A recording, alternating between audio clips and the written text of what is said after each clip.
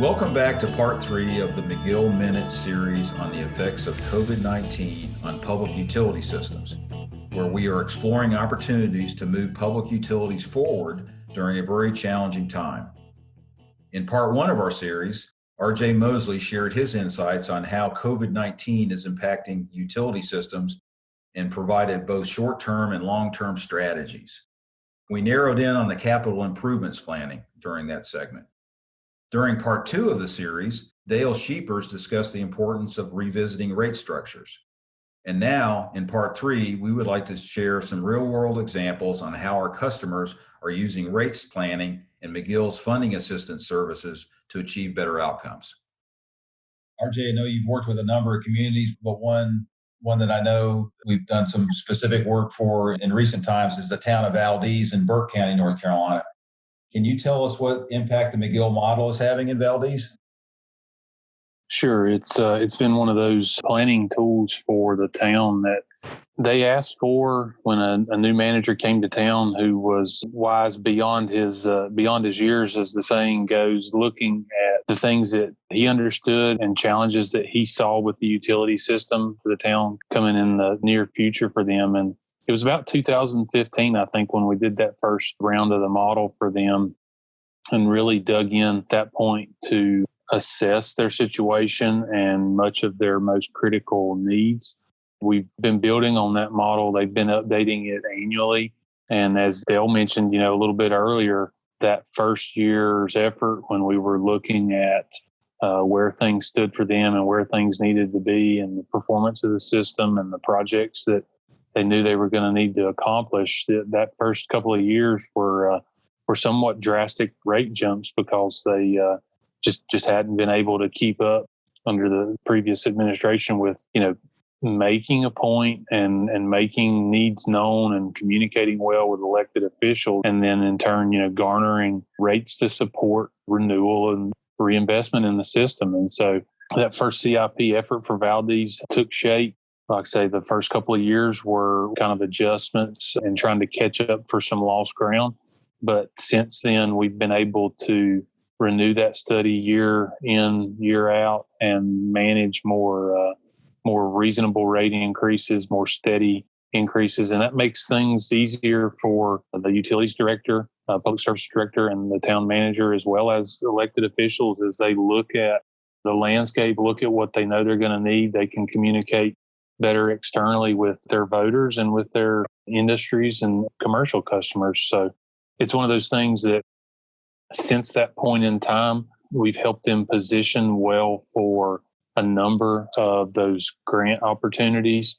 And I know at one point a year or so ago, when you looked at the money that they had spent, it was somewhere on the order of $12 or $13 million since the beginning of that capital improvements plan, and nearly 35 or 45% of that amount was realized even in grant dollars or 0% interest. So that's one of those times where having that model, having that vision, spending the time and the effort to plan those systems out and then schedule them in a way that gives you an opportunity to capitalize on some of those outside opportunities and outside funds can really be a boon for your system and keeping rates manageable and services at the level that your customers are used to.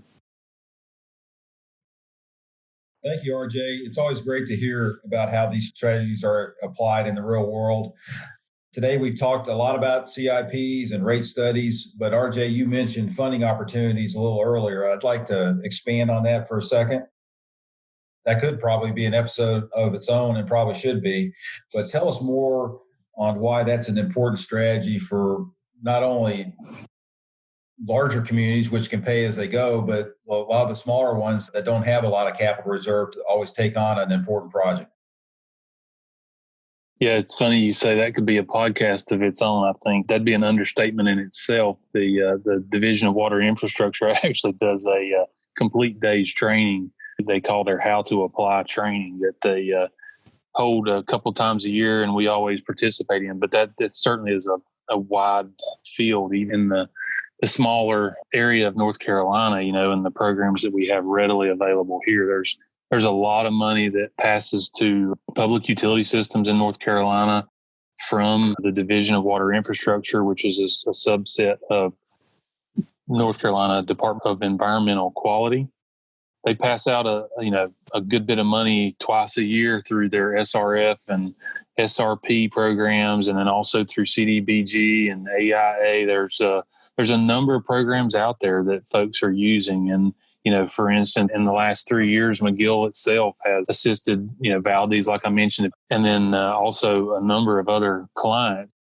We've had, over 50 communities throughout North Carolina just in those last 3 years secure funds in excess of $86 million in grant and loan proceeds to help them fund those critical projects for their infrastructure, for their water, sewer, utility systems, and also in some regards for, community livability and improvements. So that's where some of those CDBG and HUD funds begin to show up and are targeting those communities that need some help the most. And we're thrilled to be part of those type efforts to help our clients realize funding in ways that make projects happen that they wouldn't have otherwise been able to complete.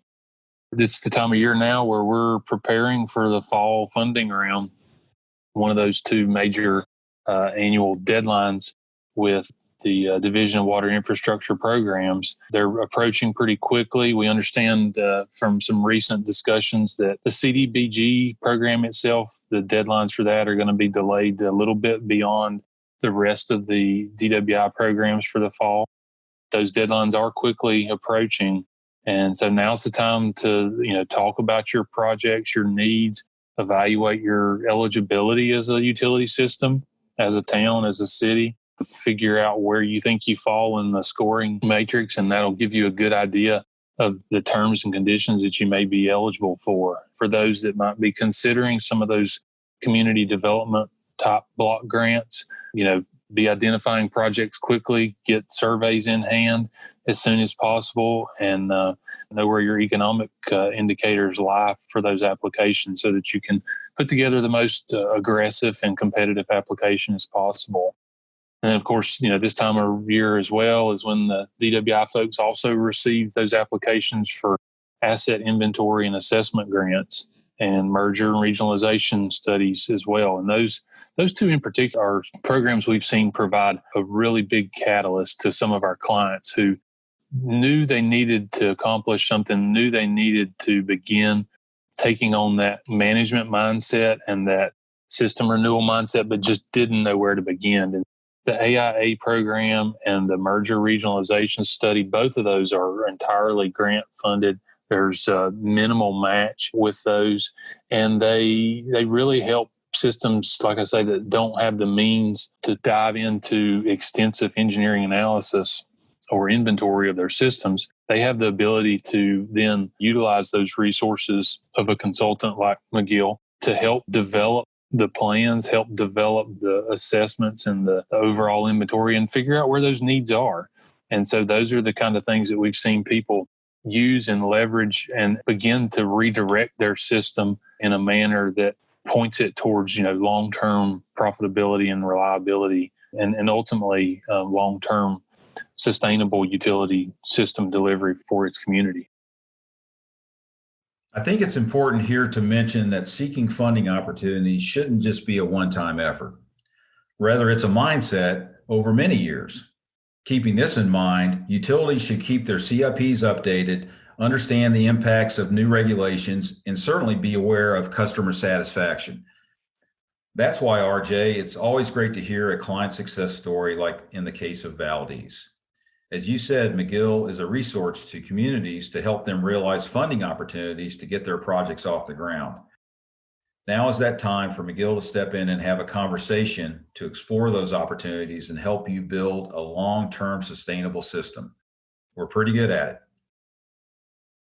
As we wrap up this three-part series, I want to thank Dale and RJ for participating and sharing their insights. As a reminder for all those tuning in today, if you missed parts 1 and 2 of the series, be sure to go back and listen to them at podcast.mcgillassociates.com. If you have any questions on how McGill can assist your community, our team will be more than happy to schedule a meeting with you to discuss your needs. sure to reach out at info@mcgillassociates.com or check out our website at mcgillassociates.com.